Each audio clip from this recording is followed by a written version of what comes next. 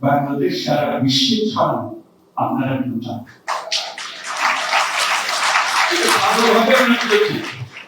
ভালোভাবে আমরা বুঝেছি এই অভ্যুত্থানের সঙ্গে ছাত্র অভ্যুত্থানের সঙ্গে তারা আমাদেরকে বাঁচান। আমাদের অর্থনীতি শেষ, কিছু নেই, একেবারে তলানি বাঁচায় রাখলো ওকে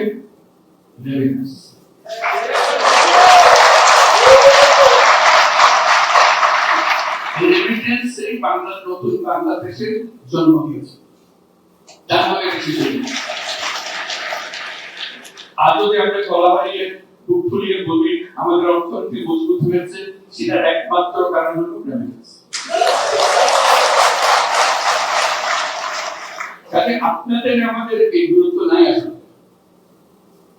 আমরা আমরা বঙ্গোপসাগরের মতো বাংলাদেশের অংশ, আপনারাও বাংলাদেশের অংশ। এবার আজকে আমরা বলতেছি আপনার ভোটের অধিকার, আমাদের তারা অধিকার কেন দিচ্ছেন না, এগুলো ফয়সালা হবে, এটা হয়ে যাবে, এগুলো কোনো বিষয় না। একবার নিজের মধ্যে আসলে শুরু হলো